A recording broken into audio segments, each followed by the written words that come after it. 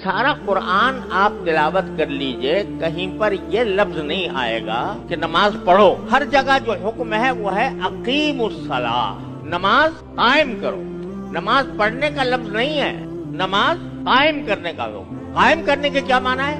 कायम करने के माना यह है कि एक तो जमात से पढ़ी जाए नमाज, तन्हा नहीं बल्कि जमात से, मस्जिद में आकर। ये जमात की नमाज यानी मस्जिद में आकर जमात से नमाज अदा करना मर्दों के लिए ये तकरीबन वाजिब है। सुन्नत मुअक्कदा फुक़ाए किराम फरमाते हैं, जरा हमारे लिए थोड़ी सी नरम अल्फाज इस्तेमाल किए हैं फुक़ाए किराम ने कि सुन्नत मुअक्कदा करीब ब वाजिब है। सुन्नत मुअक्कदा लेकिन वाजिब के करीब करीब, यानी बिला उज़्र जमात की नमाज छोड़ना और घर में पढ़ लेना मर्दों के लिए ये गुनाह है। और उससे नमाज का फरीजा तो चाहे सर से उतर गया, लेकिन जमात तर्क करने का गुनाह होगा। ये बात अच्छी तरह ज़हन नशीन कर लेनी चाहिए।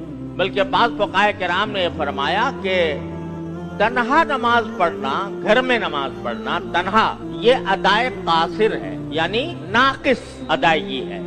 कामिल अदायगी कब होगी? जबकि आदमी जमात के साथ नमाज पढ़े और खास तौर पर मस्जिद में आकर नमाज पढ़े। तो नमाज कायम करने का पहला तकाजा ये है कि नमाज बाजमात अदा की जाए।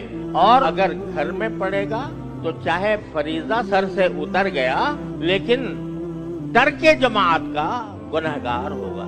और एक हदीस में इतनी सख्त वईद है इसके ऊपर कि रसूल करीम सरवर दो आलम सल्लल्लाहु अलैहि वसल्लम ने इरशाद फरमाया, कसम खाकर फरमाया कि मुझे कभी कभी ये ख्याल होता है कि मैं लकड़ियां जमा करूं आग लगाने के लिए, और फिर मैं हुक्म दूं कि भाई अजान दो, और जब नमाज का वक्त आ जाए, नमाज खड़ी होने लगे, तो किसी इमाम को आगे कर दूं कि तुम नमाज पढ़ाओ। और जब वो नमाज शुरू कर दे इमाम, तो मैं लोगों के घरों में जाकर देखूं कि कौन घर में बैठा है, और जो लोग के जमात की नमाज में नहीं आ रहे और घर में बैठे हैं, उनके घरों को आग लगा दूं। वो जो मैंने लकड़ियां जमा की थी, उन लकड़ियों के जरिए आग लगाऊं और घर जला दूं उन सब के, जो बावजूद आकिल बालिग होने के, मर्द होने के, बगैर किसी उज़्र के घर में बैठे हैं और जमात में नहीं आ रहे,